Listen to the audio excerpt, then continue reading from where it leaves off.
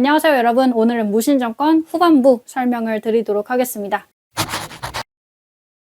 제가 지난 시간까지 무신정변 설명을 드렸고 무신정권 전반기 설명을 드렸는데요. 오늘은 무신정권 후반기 설명을 드리면서 무신정권 내용을 총 마무리를 해보도록 하겠습니다. 오늘 내용을 더 잘 이해하시려면 앞에 영상들을 먼저 보고 오시는 것을 추천드립니다. 1170년 고려에서 무신들이 반란을 일으켰습니다. 무신정변이었죠. 이 무신정변을 통해서 이의방 그리고 연이어서 정중부, 경대승, 이의민, 최충원 순으로 권력을 장악했다라는 설명을 드렸는데요. 이들은 서로 죽고 죽이는 싸움을 통해서 권력을 장악했지만 최충원부터는 4대 동안 권력이 세습됩니다. 그래서 최충원 그리고 그 아들 최우, 이어서 최항, 최의까지 4명은 권력이 세습되는 형태를 보여주었고요. 그 이후로 3명 정도 무신들이 더 정권을 장악했다가 결국에 100년간의 무신 정권이 끝납니다. 그러면 최충헌부터 살펴보도록 하겠습니다.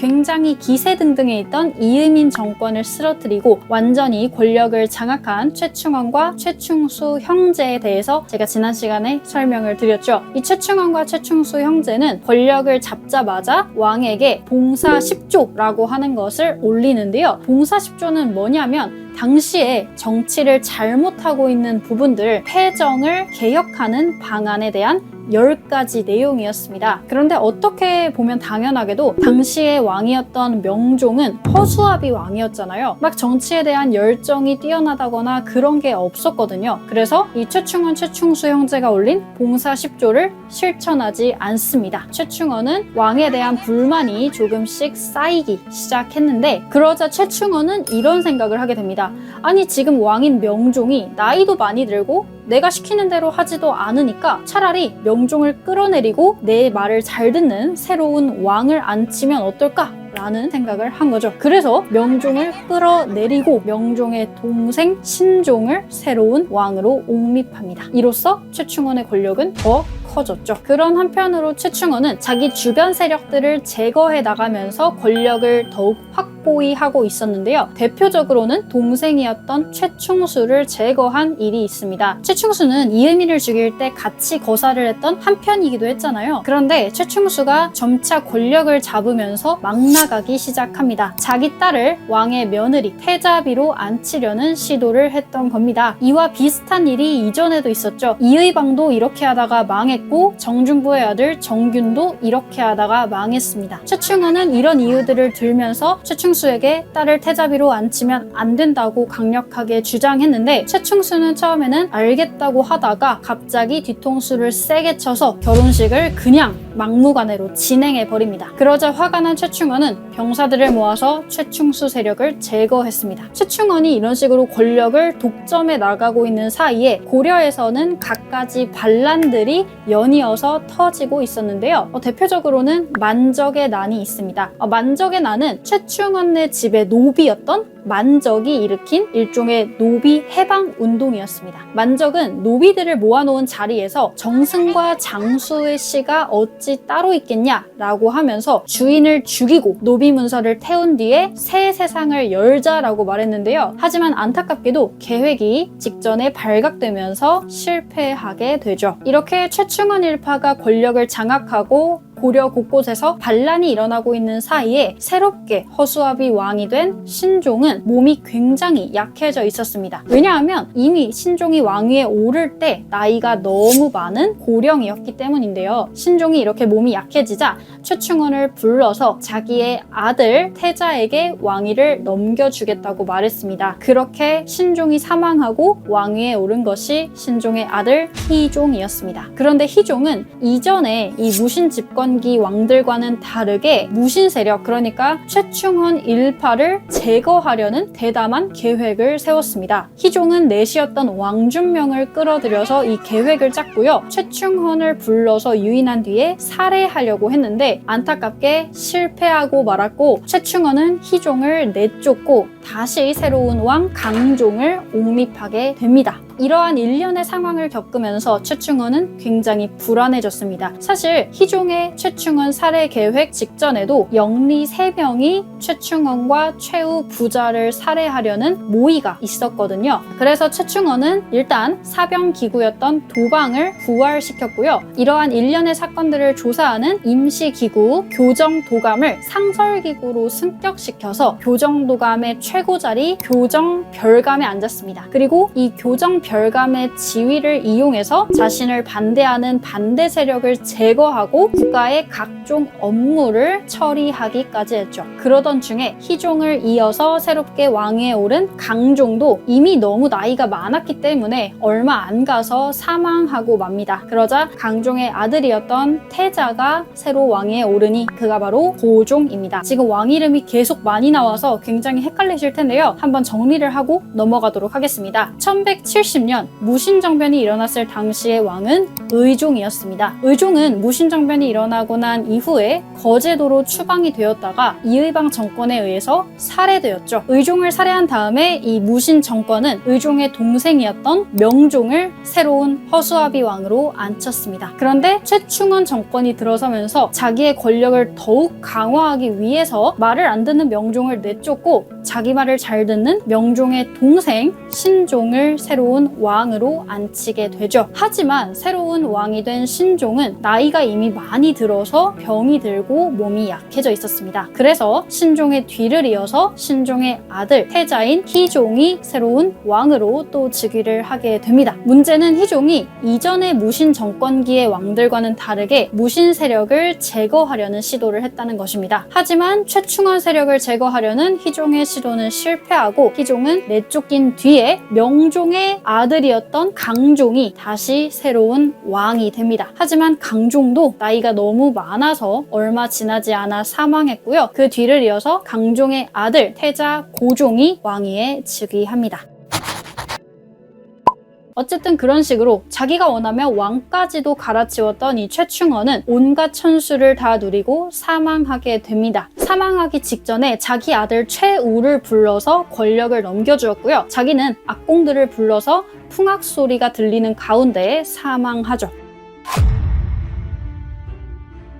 최충원에 이어서 등장한 아들 최우 정권. 최우는 처음에는 금은보화 같은 것들을 왕에게 바치기도 했고 또 강제로 빼앗은 노비, 토지 이런 것들을 주인들에게 돌려주기도 했고 또 가난한 선비를 발탁해서 등용하기도 하는 등 상당히 정직한 듯한 모습을 보여주긴 했는데요. 하지만 권력을 잡으면 잡을수록 아버지 최충원 못지않은 냉혹하고 탐욕스러운 모습을 보여줍니다. 최우는 아버지에 의해서 교정도감의 최고 지위인 교정별감에 앉았고요. 집에서 인사 업무를 처리하는 정방을 두었고 또 문신들로 이루어진 비서기관 서방이라고 하는 것도 두었습니다. 그런데 최우가 정권을 잡았을 이 무렵은 이 고려 밖에 있던 유목민족 거란족이 고려로 쳐들어왔고 또 북방의 새로운 강자 몽골도 거란을 토벌하겠다며 고려에 쳐들어온 그런 복잡한 상황이었습니다. 그와 동시에 여러 반란 세력들도 마구마구 일어나고 있는 상황이었죠. 그러던 중에 1225년 몽골에서 온 사신 저고여가 몽골로 돌아가는 중에 피살되는 사건이 발생합니다. 이 저고여 피살 사건은 누가 죽였는지 아직까지도 밝혀지지 않은 미스테리한 사건인데요. 저고여를 죽일 만한 세력들은 충분히 많이 있었습니다. 우선 첫 번째는 당시에 약해지고 있던 여진족과 거란족이 이 몽골을 견제하기 위해 강해지고 있던 몽골과 고려 사이를 이간질시키고자 저고여를 살해했을 가능성이 있고 또 두 번째로는 과도하게 많은 조공 요구 그리고 무례한 태도에 열받은 고려가 살해했을 가능성도 있습니다. 그리고 또 단순하게 그냥 도적대가 살해했을 가능성도 배제할 수가 없죠. 고려는 당연하게 이 사건이 발생하고 나서 우리가 저고여를 죽인 게 절대 아니다 라고 얘기를 했지만 몽골 측에서는 고려의 소행으로 보았고요. 결국 6년 뒤에 몽골이 고려를 쳐들어오는 명분으로 작동합니다. 이렇게 길고 긴 몽골과의 전쟁이 시작되죠. 1231년 저고여 피살 사건을 계기로 몽골이 고려를 1차 침입해 옵니다. 생각보다 강하게 쳐들어 들어오는 몽골군에 고려는 먼저 화친을 요청했는데요. 다행히 한 달 뒤에 몽골군은 물러갔지만 이후로 고려의 온갖 압박과 간섭을 시작합니다. 자, 이렇게 일단 몽골군이 물러간 상황에서 무신 집권자였던 최후는 쉽게 항복하지 말고 일단 싸워보자 라고 하면서 수도를 기존의 개경에서 강화로 옮길 것을 주장했는데요. 여기에는 대부분이 강하게 반대했지만 최후가 강력하게 밀고 나가는 바람에 결국 강화로 천도하게 됐죠. 이렇게 고려 정부와 무신 정권이 강화도로 들어가서 항전의 뜻을 내비치자 몽골은 바로 다시 본격적으로 쳐들어왔습니다. 몽골은 총 9차례나 크게 쳐들어왔고 쳐들어올 때마다 무자비한 사륙과 포로 납치 그리고 고려 정부에 대한 압박이 이어졌습니다. 그러면서도 꾸준하게 딱 2가지를 고려에 요청했는데요. 첫 번째는 고려의 왕이 직접 몽골의 황제에게 인사하러 올 것이었고 두 번째는 강화도에서 개경으로 돌아올 것이었습니다. 하지만 고려 조정과 무신 정권은 몽골이 쳐들어와서 이 백성들을 무자비하게 살해하고 피해가 눈두덩이처럼 커지고 있는 상황을 일단 방치했고요. 그러다가 도저히 이 피해가 해결되기 어렵겠다 싶을 때쯤이 되면 변명을 하거나 속임수를 써서 요구를 들어주는 척 했습니다. 이런 행동은 몽골의 화를 더 키우기만 했고 이런 상황이 계속 발생하자 백성들의 피해는 무지막지하게 커졌죠. 이렇게 몽골과의 전쟁이 한참 이어지고 있던 고려에서 무신 최고 집권자였던 최후는 30년 동안 집권한 끝에 사망하게 되었고 기생과의 사이에서 낳은 아들 최항이 정권을 잡았습니다. 최항도 자기 아버지 최후처럼 막 정권을 잡고 향락을 즐기다가 꽤 일찍 8년 만에 사망합니다. 최항은 집권하는 기간 동안 마찬가지로 여전히 몽골 측의 요구를 무시해서 백성들의 피해를 굉장히 키웠습니다. 그나마 좀 잘했다고 한다면 아버지 최후 때부터 시작한 8만 대장경판을 제작하는 일이 완성될 수 있도록 좀 지원을 해줬다는 정도가 있겠는데요. 어쨌든 최항이 일찍 사망을 하자 최항이 여종과의 사이에서 낳은 아들 최의가 새로운 권력을 잡았습니다. 최항은 일찍이부터 최의에게 각종 교육을 시키면서 이 권력을 단단히 하기를 바랬는데요. 하지만 집권한 지 1년도 채 되지 않아서 최의는 김준이라고 하는 자에 의해서 살해됩니다. 이렇게 세습으로 이어지던 최씨 무신 정권 시대는 끝났습니다.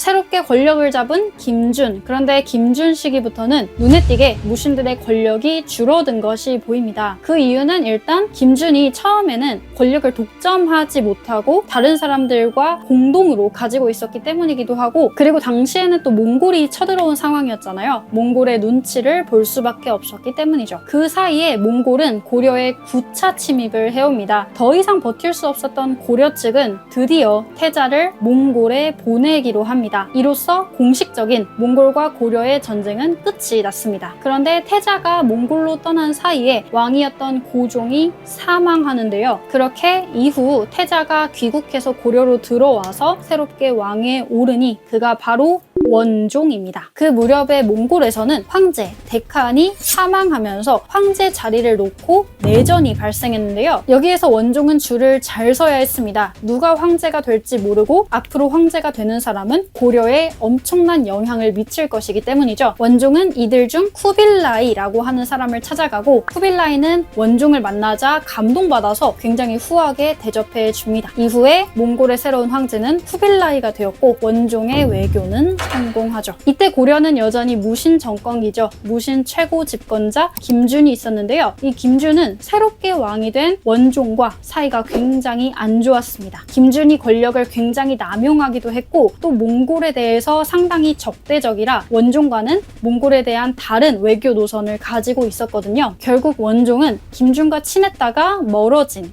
이면이라고 하는 사람을 끌어들여서 김준을 살해합니다. 그럼 이렇게 무신 정권이 끝나냐? 그렇지 않습니다. 이면이 또 새로운 무신 정권 세력으로 등장을 했거든요. 이면은 원종의 뒤통수를 제대로 칩니다. 당시 고려 조정은 여전히 강화도에 머물고 있었는데 이 원종은 몽골에 대해서 좀 좋게 생각하는 친몽골 세력이었거든요. 그래서 강화도에서 개경으로 다시 돌아올 생각을 하고 있었습니다. 하지만 이면의 입장에서는 이 고려 조정이 강화도에서 개경으로 돌아가는 순간 고려는 몽골의 소나기에 들게 되는 것이고 이 무신들의 정권, 무신들의 힘은 완전히 휴지 조각이 되는 거였거든요. 그래서 이면은 원종을 내쫓아버리고 원종의 동생을 왕위에 올립니다. 하지만 몽골의 황제였던 쿠빌라이가 여기에 개입하면서 4개월 만에 다시 원종은 복귀할 수 있었습니다. 그러자 원종은 심지어 이 몽골의 황제 쿠빌라이에게 우리가 개경으로 돌아갈 테니까 권신들을 없애기 위한 군사를 나한테 좀 빌려줘 라고 얘기를 하게 됩니다. 그럼에도 이면은 끝까지 개경 환도를 거부했습니다. 하지만 등창이 생겨서 사망하고 그 뒤를 이어서 이면의 아들 이뮤무가 새로운 무신 정권의 최고 집권자가 되었습니다. 이뮤무도 아버지 이면과 마찬가지로 개경 환도를 거부하는 반란을 이어나갔는데요. 하지만 목이 베어 사망했고 이후 1270년 강화도에서 개경으로 고려 조정이 돌아오면서 100여 년간의 무신 정권은 막을 내리고 이제 몽골 간섭기가 시작이 됩니다. 무신 정권에 대한 내용은 이것으로 끝났습니다. 오늘도 시청해주셔서 정말 감사합니다.